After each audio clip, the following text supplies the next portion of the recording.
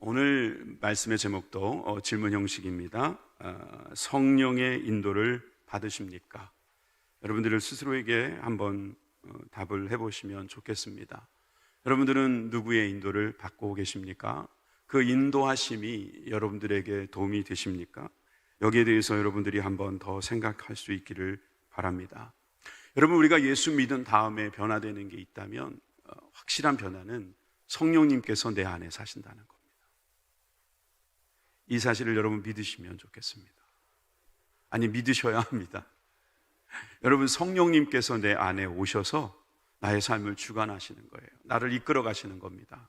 여러분, 오늘 말씀의 주제는 역시 성령님입니다. 그리고 성령님께서 우리를 어떻게 인도하시는가 하는 것을 아는 것입니다.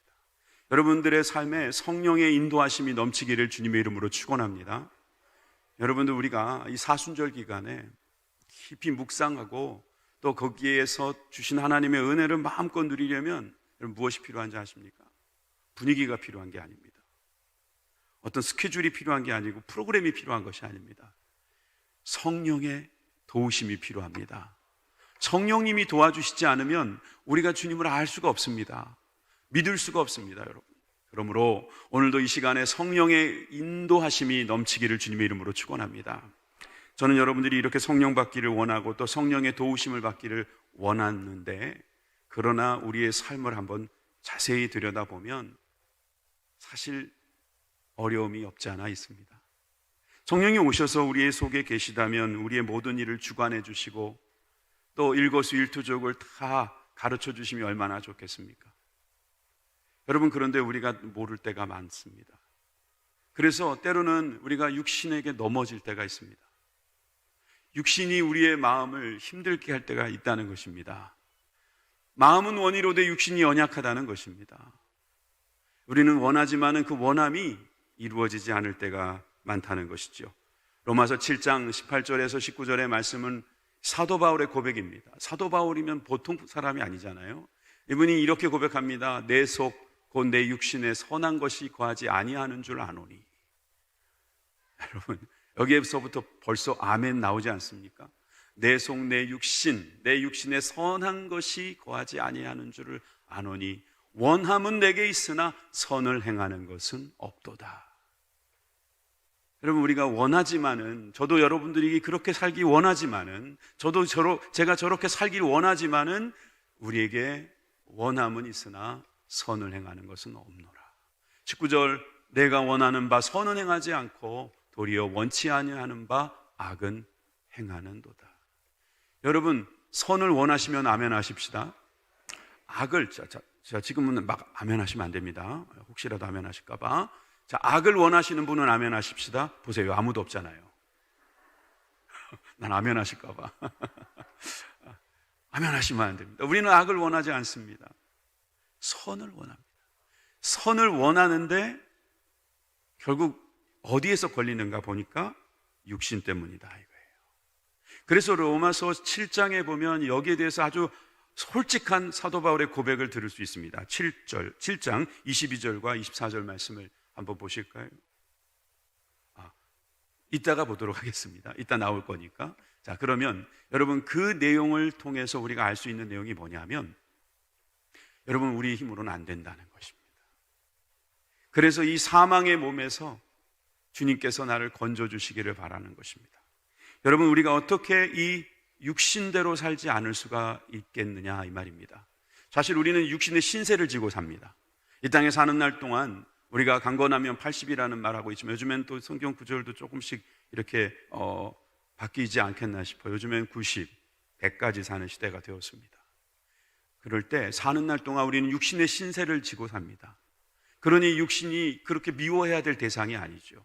성경에서 말하는 육신은 좀 엄밀히 따지면 죄악된 삶을 이야기하는 것입니다만은 이 육신 때문에 우리가 자꾸 넘어집니다.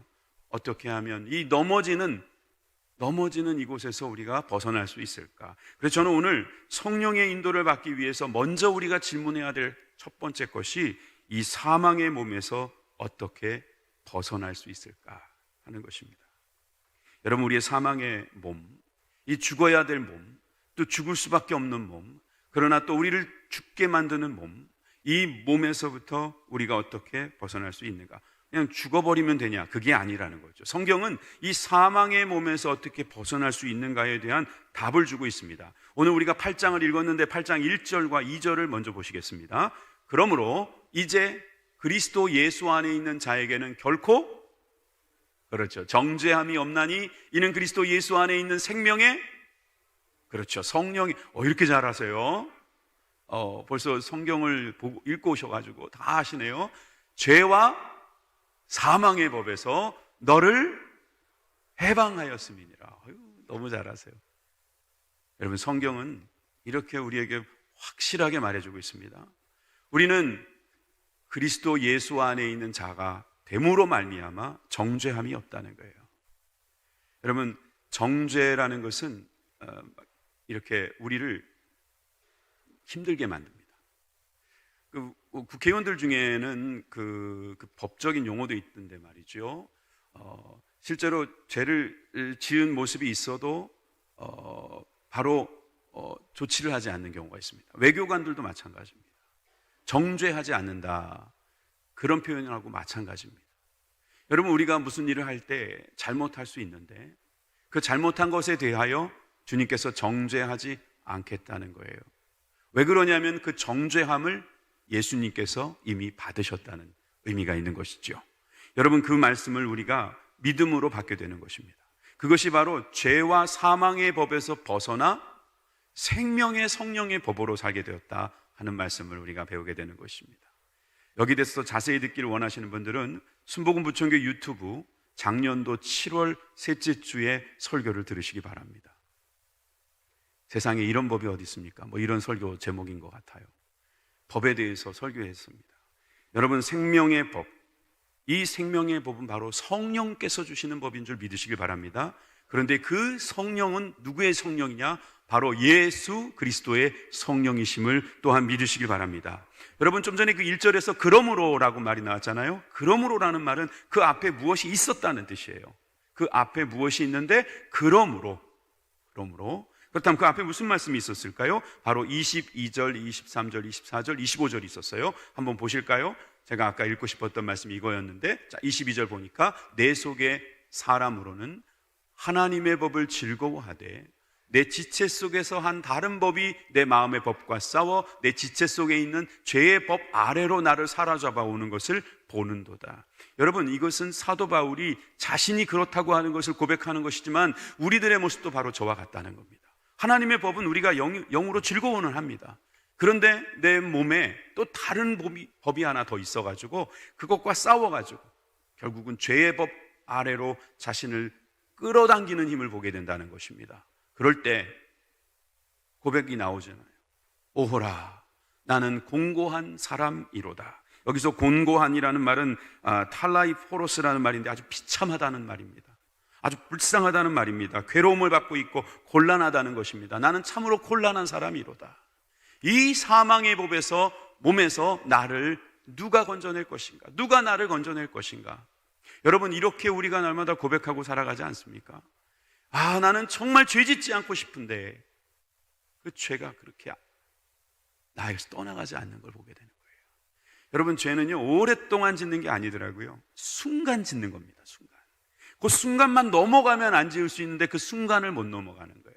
돌뿌리에는 넘어지는 거예요. 그렇죠? 산에는 안 넘어지지만 돌뿌리에 걸려 넘어지는 겁니다. 그 순간으로 이 곤고한 삶을 우리가 어떻게 살아가야 하느냐, 사도 바울도 우리와 똑같은 고민을 했다는 것입니다.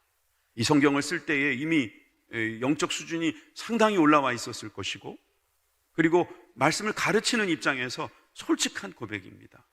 설교를 하는 저도 마찬가지입니다.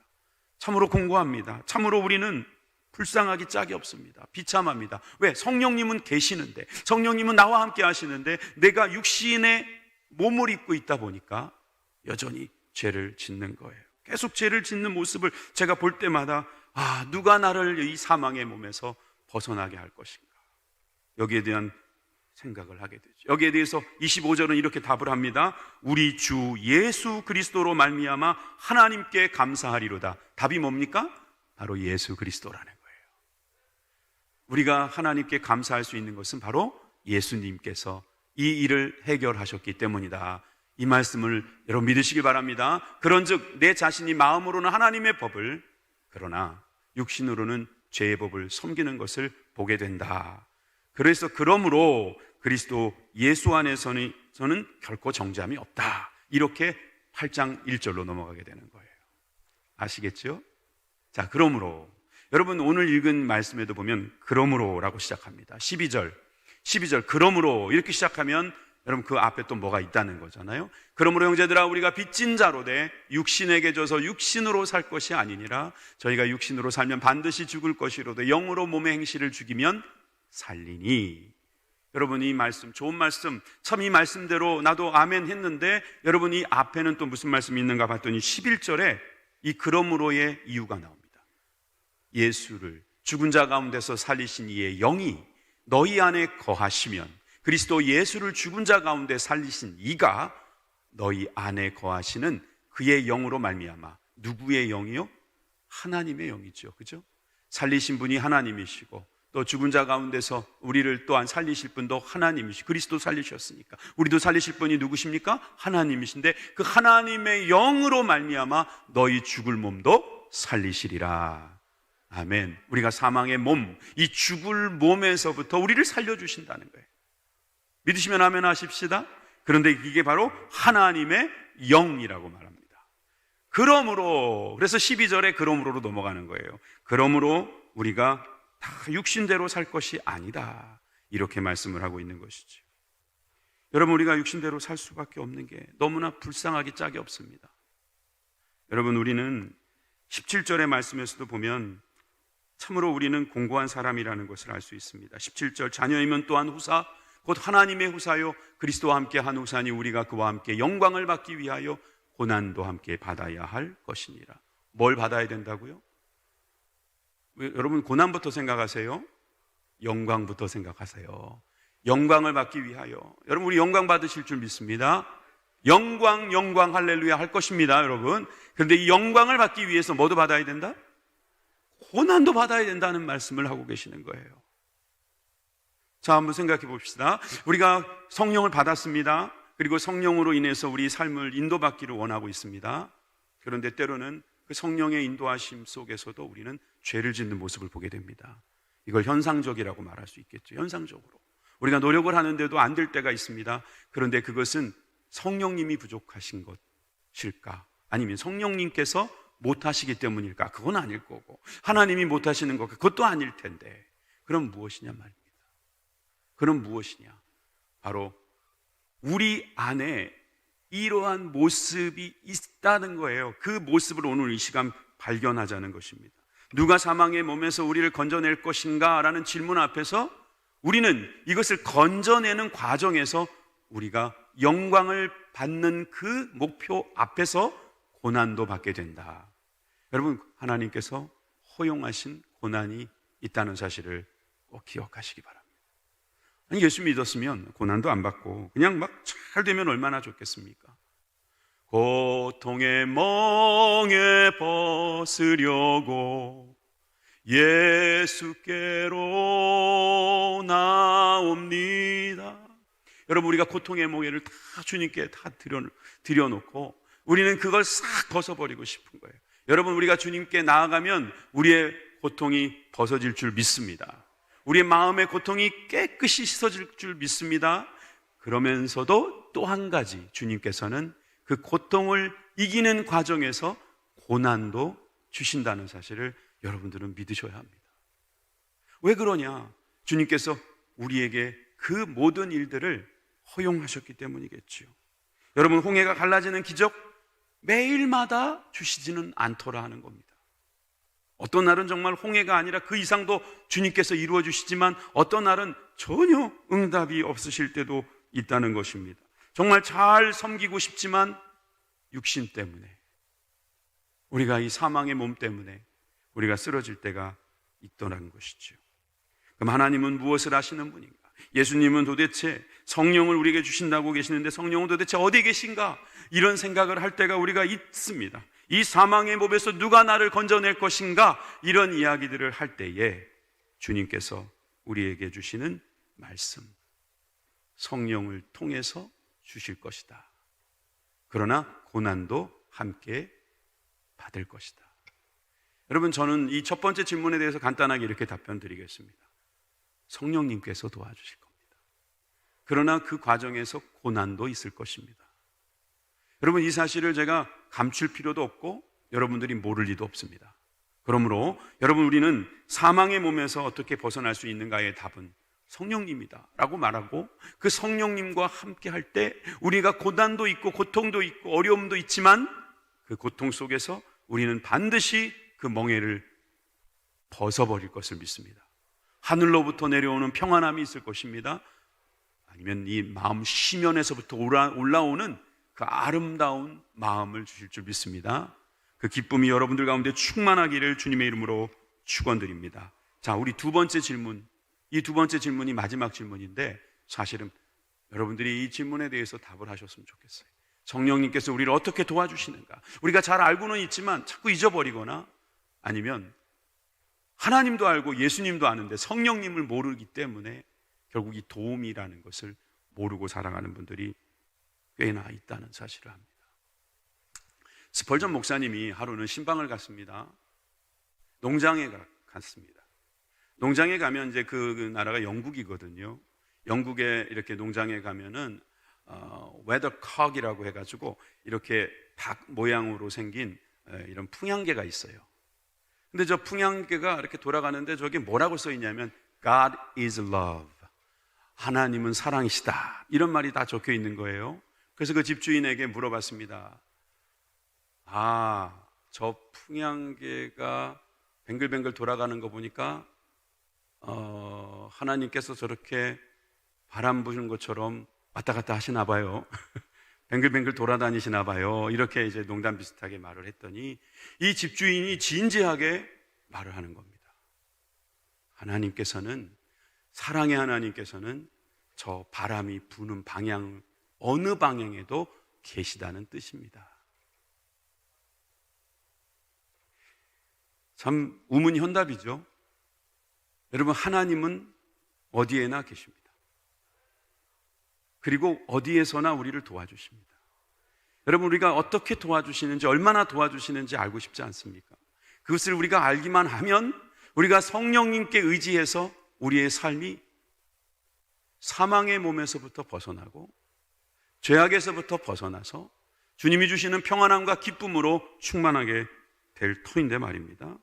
고린도전서 12장 7절 말씀을 보시면 이런 말씀이 있습니다. 각 사람에게 성령의 나타남을 주심은 유익하게 하려 하심이라. 고린도 교회 사도 바울은 성령에 대해서 이렇게 소개하는 겁니다. 그분은 우리에게 유익을 주시는 분입니다. 성령님은 우리에게 유익을 주신다. 여러분, 좋으신 하나님이다 이 말입니다. 어떤 방향으로든 주님께서는 도와주신다는 뜻입니다. 사랑의 하나님, 그 하나님의 영 성령께서는 우리를 유익하게 하신다고 하셨습니다. 예수님께서 떠나시기 직전 그 주에 주님께서 제자들을 모아놓고 이런 말씀하셨습니다. 요한복음 14장 16절에 내가 아버지께 구하겠으니 내가 또 다른 보혜사를 너희에게 주사 영원토록 너희와 함께 있게 하시리니. 여기서 다른 보혜사는 누굽니까? 바로 성령님입니다. 원래 보혜사는 누구예요? 바로 예수님이에요. 그런데 다른 보혜사가 바로 성령님이다 이 말이에요. 패러사이트라는 그 기생충 이야기 했었을 때 제가 파라클레토스 같은 파라 앞에 파라라는 것은 옆에 있는다 이런 뜻이라고 그랬잖아요. 기생충이 우리 옆에서 산다 그래서 파라사이트라고 그러는 거예요. 그런데 파라클레토스, 우리의 옆에서 도와주신다 이 말입니다. 성령님께서 우리에게 도와주시는 영, 우리에게 주시는 놀라운 도움이심을 여러분 믿으시길 바랍니다. 여러분, 우리에게 유익을 주시기 위해서 성령님은 오신다. 누가 보내주십니까? 하나님께서 보내주십니다. 누가 구했습니까? 예수님께서 구했습니다. 그러므로 예수의 대타라고 할 수 있어요. 예수님의 대타가 홈런 친다고 역시 성령님께서도 날마다 우리에게 좋은 것을 허락해 주십니다. 로마서 8장 13절의 말씀을 함께 읽겠습니다. 시작. 너희가 육신대로 살면 반드시 죽을 것이로되 영으로서 몸에 행실을 죽이면 살리니. 제가 갑자기 이 말씀을 왜 읽었냐 하면 이 말씀 속에 바로 성령님께서 어떻게 역사하시는지에 대한 아주 중요한 요지가 나옵니다. 요지. 아주 핵심, 포인트가 나온다고요. 이 말씀은 또 정확하게 보면은 한 단어가 생략이 된 말씀이에요. 너희가 라는 단어가 생략이 됐어요. 주절, 종속절 뭐 이렇게까지 거창하게 안 하더라도 위에 두 줄의 말씀과 밑에 두 줄의 말씀이 같이 병행해서 온 거예요. 너희가 육신대로 살면 반드시 죽을 것이로되 너희가 영으로서 몸의 행실을 죽이면 산다. 여기서 주어는 바로 너희예요. 너희. 이 문장의 주인 노릇하는 게 너희예요. 바로 우리라는 뜻이에요. 우리. 그럼 이 동사는 또 뭘까요? 위에 것도 동사를 보면 너희가 살면, 너희가 살아라 이 말이죠. 밑에 것도 너희가 죽여라 이 말입니다. 말이 좀 이상하네요. 너희가 죽이면, 또 너희가 살면 어떻게 살면? 육신대로 살면 죽는 거고, 또 우리가 몸의 행실을 죽이면 살게 되는 것이다. 그래서 저는 우리가 이 주어 동사를 통해서 우리가 해야 된다는 사실을 우리는 깨달아야 한다는 것입니다. 다시 말씀드리지만 우리가 고난도 받아야 할 때 우리가 할 일이 있기 때문입니다. 우리가 할 일이 전혀 없고 다 하나님께서 해주신다면 우리는 그냥 하나님이 해주시면 되지, 이런 생각하면 되는 거잖아요. 근데 가만히 생각해 보세요. 보혜사는 옆에서 도와주시는 분이에요. 나를 대신해서 해주시는 분이 아니란 말이죠. 도와주시는 것입니다. 아니요. 전 주님, 저는 도와주시지 마시고 그냥 저 대신 해주세요. 저를 대신해 주세요. 예수님께서 십자가에서 죽으신 것처럼 성령님도 나를 대신해서 다 해주세요. 다. 그런 분들에게 물어보겠습니다. 그러면 뭐든지 다 성령님이 해주시기 바라십니까? 뭐든지. 어떤 분은 이렇게 말할 겁니다. 그런데 제가 맘대로 하고 싶은 것은 또 제가 맘대로 하고 싶은데요. 내가 맘대로 하고 싶은 게 있잖아요. 그때도 성령님 내가 할게, 나와 내가 나보고 다 해달라며. 우리가 죄 짓거나 내가 뭘 하고 싶거나 내가 뭐 요거 좀 더 갖고 싶거나 내가 더 하고 싶을 때는 그때는 성령님 눈 좀 감아주시지요. 제가 좀 하겠습니다. 여러분, 우리가 주님께서 도와주신다는 사실을 생각하면 여러분, 우리는 결국은 해야 되는 일이 있다는 것입니다. 우리가 하는 일이 있을 때 성령님께서 도와주시는 거예요. 눈을 열어주시고 또한 때로는 우리를 감동하시고 깨닫게 하시고 행하게 하십니다. 결코 강압적이지 않다는 것입니다. 강압적이지가 않아요. 예수님도 강압적이지 않으셨지만 성령님도 강압적이지가 않아요. 강압적이지 않습니다. 폭력적이지 않다는 거예요. 폭군이 아니시라는 거예요. 그렇다 보니 주님께서 우리를 도와주시면서 우리들에게 해주시는 것은 자꾸 가르쳐 주시는 거예요. 상담도 해주시는 거죠. 막 격려도 해주시는 겁니다. 잘 안 될 때는 막 찔리게 하시는 겁니다. 그러면서 우리가 거기서 고통도 당할 수 있다는 거예요. 또 우리가 이것을 계속 해야 되다 보니까 이럴 때는 갈등이 생깁니다. 그럴 때 성령님께서 아니, 할 수 있어, 넌 잘할 거야 라고 말씀해 주실 때 우리는 거기서 너희가 죽이면, 너희가 살면, 여러분, 우리가 하면 옆에서 도와주신다는 사실을 믿으시기 바랍니다. 여러분, 우리가 예수님 믿는다고 해서 성령님께서 다 해주시는 것이 아니라 우리가 할 때 도와주신다는 사실을 믿으시기 바랍니다. 내가 다 하겠습니다, 이게 아닙니다. 성령님 같이 가시죠. 또 성령님 때로는 앞에 가시면 따라가겠습니다 그러고 가는 거예요. 일전에 한번 그런 이야기 한 적 있죠. 제 친구 하나가 결혼을 하게 됐는데 지금은 우리 교회 나오고 있는 이제 집사님이시지만 이분이 대구에서부터 이렇게 시집을 와가지고 부천지리를 잘 모르는 거예요. 근데 자기 친구들하고 차를 몰고 왔습니다. 그런데 이제 새로운 장소를 가려니까 아무리 찾아도 안 되는 거예요. 근데 이 지혜로운 이 자매님이, 그땐 자매님이었으니까 어떻게 했는지 아세요? 택시를 하나 딱 잡는 겁니다. 주소를 딱 주면서 나 여기가 처음이라서 모르는데, 여기를 모르겠는데 여기를 가주세요. 타시라고. 그러니까 차를 갖고 왔거든요. 그래서 이 택시기사가 앞에서 깜빡이를 켜고 앞으로 쭉 갔답니다. 그리고 친구들하고 그 차를 몰고 쭉 따라가서 금방 찾았답니다. 이로 알 수 있는 것은 제 나이가 내비게이션이 없던 시대가 있었구나. 제 나이가 들통이 나버렸습니다. 여러분, 그 정도로 지혜로운 사람들이라면 여러분, 우리가 성령님께서 도와주신다는 사실을 꼭 기억하고, 여러분, 성령님께서 우리에게 어떻게 하시는지를 꼭 배우시기를 주님의 이름으로 축원합니다.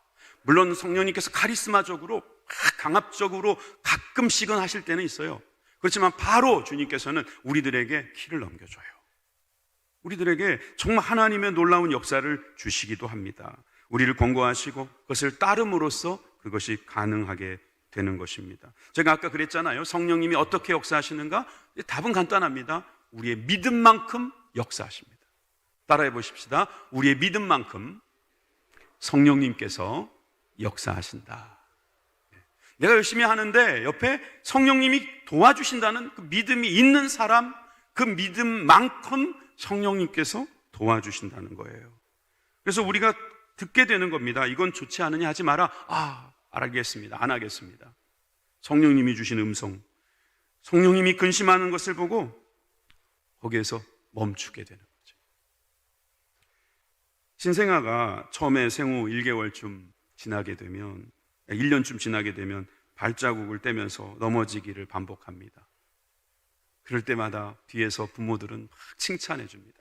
에이구, 이 바보야, 너 거기서 또 넘어지냐? 그런 아빠는 한 번도 못 봤습니다. 그런 분들 한 번도 못 봤습니다. 엄청 넘어지지 않습니까? 그래도 그게 좋다고 얼마나 칭찬합니까? 여러분, 우리의 수준에 따라서 성령님께서는 옆에서 도와주십니다. 격려해 주십니다. 여러분, 우리에게 주님께서 은혜를 내려주신다는 거예요. 그래서 성령님께서 인격적으로 옆에서 도와주신다는 말씀, 에베소서 4장 30절 말씀 보니까 확실합니다. 하나님의 성령을 근심하게 하지 말라. 하나님의 성령도 근심하시는 거예요. 왜 그렇겠어요? 우리 때문입니다. 우리가 어떻게 하느냐에 따라서 성령님은 근심도 하시고 기뻐하시기도 한다는 사실입니다. 여러분, 이것이 바로 구속하는 날까지 우리가 인치심을 받았기 때문에 예수 믿는 저와 여러분들에게는 성령님께서 오셔서 도와주신다는 거예요. 여러분, 믿으시면 더욱 큰 소리로 아멘 하시기 바랍니다. 아멘, 아멘. 예. 오늘 또한 우리에게 주시는 이 말씀 속에 14절과 15절에 보니까 성령님께서 어떻게 도와주시는지 또 한 가지 나옵니다. 무릇 하나님의 영으로 인도함을 받은 그들은 곧 하나님의 아들이라.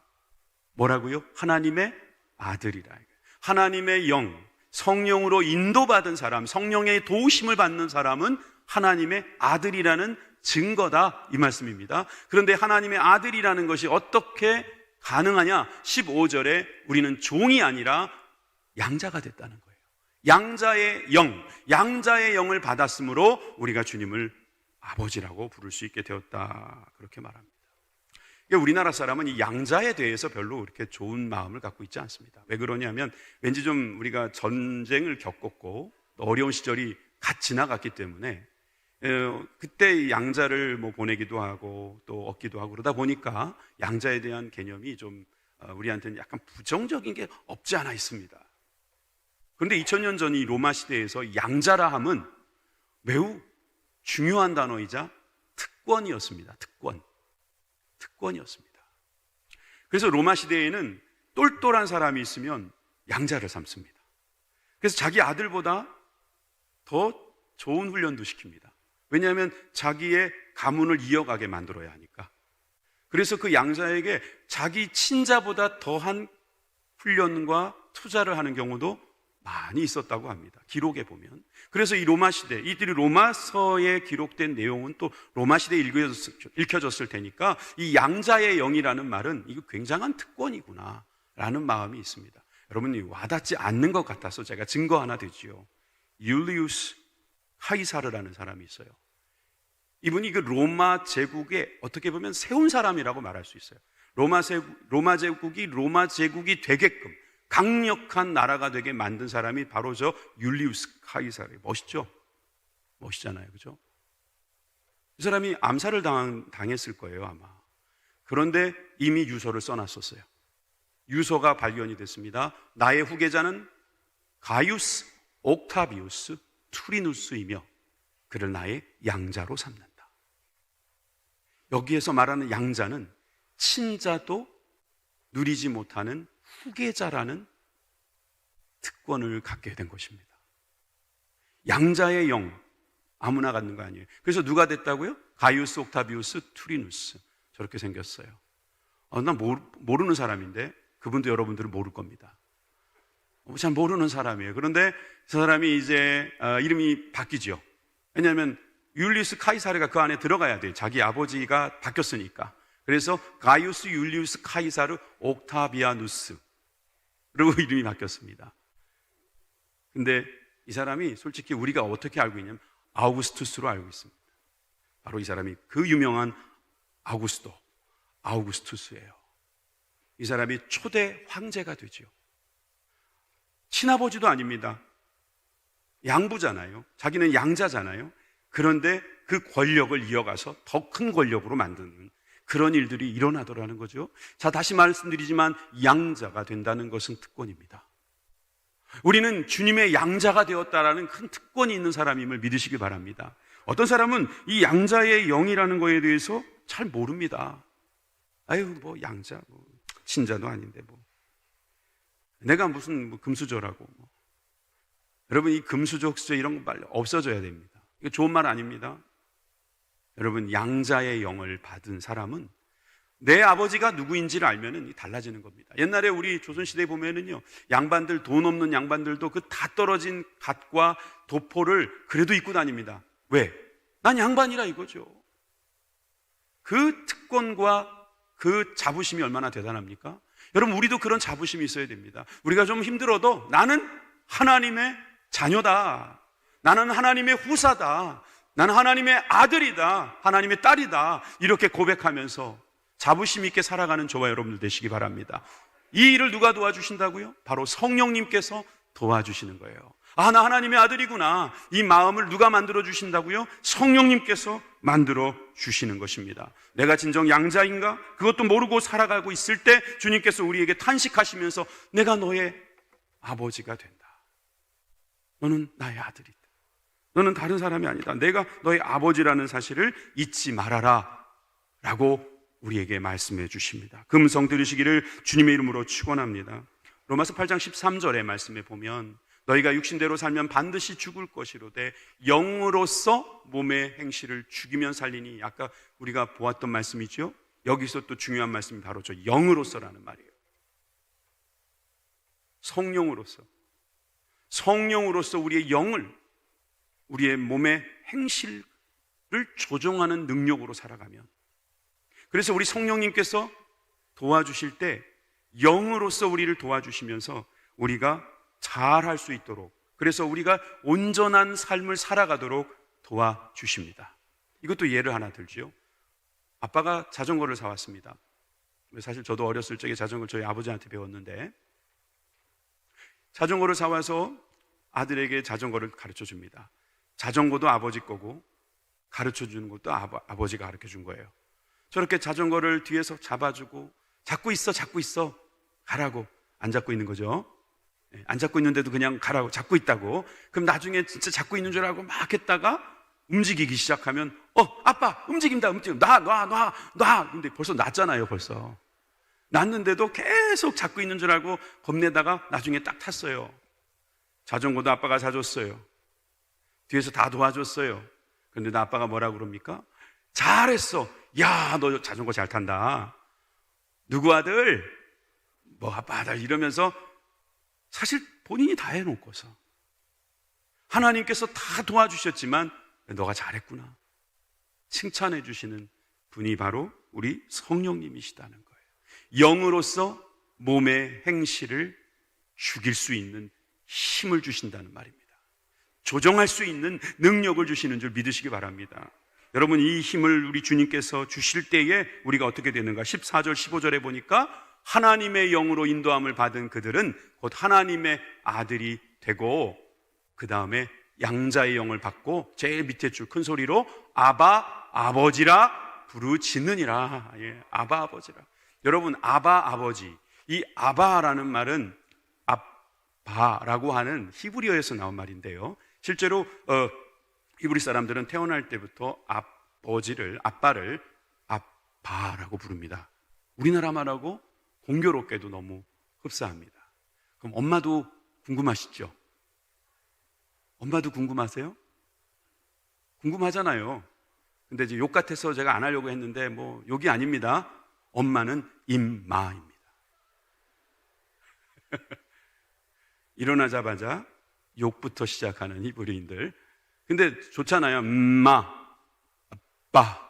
바로 발음하기 좋으니까 당연히 그렇게 나올 수 있는 것 같아요. 근데 아빠, 아버지라 부른다 그래요. 여기에 대한 해석이 분분해요. 그런데 저는 이 해석을 따릅니다. 아빠라는 말은 어린아이들의 호칭으로만 볼 수가 없어요. 호칭으로만 보는 것보다는 친근감 있는 표현입니다. 친근감 있는 표현. 우리 아들이 이제 첫째 아들이 군대를 갔다 왔어요. 저도 그랬긴 했는데 군대 갔다 오자마자 아버지라고 부르더라고요. 그전엔 아빠라고 하더니 이제 군대 갔다 오니까 아버지. 저도 내심 그런 걸 기대했는지 모릅니다. 그런데 막상 불리우니까 서운해요. 다 키웠구나. 아이고, 다 키웠구나. 이런 생각이 드는 거예요. 여러분, 아빠라는 표현 좋습니다. 그동안 아버지라고 불렀던 여러분들 오늘 전화하셔서 아빠라고 한번 불러보시기 바랍니다. 우리 아빠들은 좋아합니다. 아빠. 그러니까 아빠, 아버지라고 부를 수 있는 것, 주님과의 친근감이죠. 힘들 때 아빠 도와주세요 라고 말할 수 있는 것은 그가 그 일을 해나가고 있다는 증거지요. 우리가 영적인 삶을 살아가는 날 동안에 우리 아버지를 부를 수 있는 그런 기회가 올 때마다 우리는 성장하게 될 것입니다. 여러분, 이 성장을 위해서 주님께서 허락하신 것이 바로 성령님이십니다. 16절, 17절 말씀 보십니다. 성령이 친히 우리 영으로 더불어 우리가 하나님의 자녀인 것을 증거하시나니 자녀이면 또한 후사, 곧 하나님의 후사요 그리스도와 함께한 후사이니 우리가 그와 함께 영광을 받기 위하여 고난도 함께 받을 것이니라. 할렐루야. 여러분, 우리는 아버지를 아버지라 부를 수 있게 된 것입니다. 사실 당시에는 이 아버지라는 말을 하나님께 감히 쓴다는 것은 참으로 잘못된 것이라고 생각했습니다. 시편에서도 가끔 하나님을 아버지라고 부르는 구절이 나옵니다만 그것은 시적인 표현이었을 뿐이지 하늘에 계신 하나님을 아버지라고 부르는 것은 매우 경망스럽고 무례한 일이라고 생각했는데 예수님께서 뭐라고 말씀하셨어요? 하늘에 계신 우리 아버지라고 기도하라 했습니다. 여러분, 이것은 다시 말해서 우리가 기도해야 될 대상이 누구라고요? 우리 아버지라는 거예요. 우리 아버지께 기도하는 것입니다. 여러분들이 혹시 아버지한테 상처가 있어서 아버지 말만 나오면 여러분 솔직히 좀 힘드십니까? 그건 여러분 개인 사정이십니다. 죄송하지만 하나님은 우리의 좋으신 아버지이십니다. 우리 아버지는 정말 귀한 아버지입니다. 그래서 우리를 아버지라고 부르게 하셨고 아버지를 부르면서 기도하라고 했습니다. 우리 다시 한번 우리 15절 같이 읽어보겠습니다. 시작. 너희는 다시 무서워하는 종의 영을 받지 아니하였고 양자의 영을 받았으므로 아버지라 부르짖느니라. 아멘. 옆집 아저씨 보고 아빠라고 하면 안 됩니다. 큰일 나는 겁니다. 아빠가 없다고 그래도 안 됩니다. 그것도 잘못된 것입니다. 우리 하나님에게 아버지, 아빠 하고 부르시는 그런 귀한 친근감, 영적인 삶이 되시기를 주님의 이름으로 축원합니다. 일전에도 한번 말씀드린 것 같은데 스티븐 올포드라고 하는 아주 귀한 설교자가 있어요. 이분이 아주 좋은 말, 아주 탁월한 표현을 썼습니다. 구약의 죄는 성부 하나님을 거절한 것이고, 맞죠? 우리 구약을 읽어보면 하나님의 말씀을 순종하는 자와 거절하는 자, 거기에 대해서 여러 가지 상과 벌이 나왔습니다. 그런데 신약 시대에는 성자 하나님을 거절한 거예요. 그런데 현대의 죄는 성령 하나님을 거절하는 것입니다. 여러분, 우리 주님께서 도와주시겠다고 옆에서 손을 내미실 때 거절하시겠습니까? 이어령 교수가 참 힘들었던 게 뭐였냐면, 지금은 세례도 받고 예수님의 말씀을 증거하는 삶을 살고 계시잖아요. 얼마 전에 암 치료를 중단하겠다. 아니, 하지 않겠다. 암이 있는데 그냥 끝까지 하나님의 은혜로 살겠다. 이렇게 선포하고 살아가시는데, 이분이 처음에 힘들었던 게 뭐였냐면 창조가 믿어지지 않더라는 거예요. 부활이 믿어지지 않더라는 거예요. 성령이 믿어지지 않더라는 거예요. 똑똑한 사람들은 이렇게 세 가지를 못 믿는답니다. 잘. 그럼 여기에서 성령이 난 잘 안 믿어집니다. 난 성령의 도우심을 받지 못하고 삽니다. 일단 여러분들의 자부심을 위해서, 여러분 자존감을 위해서 제가 말씀드릴게요. 여러분 머리가 너무 좋아서 그래요. 그런데 이 머리 좋은 분도 나중에 깨달았어요. 창조하셨구나. 부활하셨구나. 주님, 나도 주님의 은혜로 그 성령을 통하여 살기 원합니다. 이렇게 됐어요. 어떻게 그렇게 되냐? 그냥 됐다는 거예요. 그냥. 저도 그런 것 같아요. 제가 언제 성령을 받았게요? 어떻게 받았게요? 모르겠어요. 그냥 받았어요. 여러분, 성령이 그냥 막 오십니다. 왜? 우리가 예수 믿는 것도 주님께서 오셔서 믿은 겁니다. 그러므로 여러분, 우리가 교회를 다닐 때에도 성령님과 함께 다니십시오. 성령님을 의지하면서 다니십시오. 성경 말씀을 학적으로 보지 마세요. 윤리적으로만 보지 마세요. 좋은 말씀 많지만 윤리적으로만 보지 마세요. 때로는 이해되지 않는 말씀이라도 성령님을 의지해서 믿으시기 바랍니다. 때로는 이해되지 않는 일들이 벌어진다 할지라도 성령님의 도우심을 받으시기 바랍니다. 오늘 말씀 이렇게 정리하겠습니다. 성령님의 인도를 받으십니까? 여러분, 성령님의 인도를 받는 첫 번째, 성령님은 육신의 정욕을 이기게 하신다는 거예요. 우리 육신의 사망의 몸을 이기게 하신다는 거예요. 두 번째는 성령님은 양자의 영, 즉 아들됨을 확신케 해주십니다. 여러분, 이것을 믿게 해주신다는 거예요. 세 번째, 성령님은 영으로서 살게 해주시는데 영적 성장에 도움을 주신다는 거예요. 날마다 성장하시는 저와 여러분들 되시기 바랍니다. 여러분, 오늘 우리는 성령의 인도를 받고 있습니다. 이 자리에 와 계십니다. 여러분들의 삶 속에 주관하고 계십니다. 여러분, 모셔드리시기 바랍니다. 인정하시기 바랍니다. 함께 하시기 바랍니다. 그분은 우리의 아버지를 부를 수 있게 하시는 참으로 좋은 도움이 되십니다. 기도하겠습니다.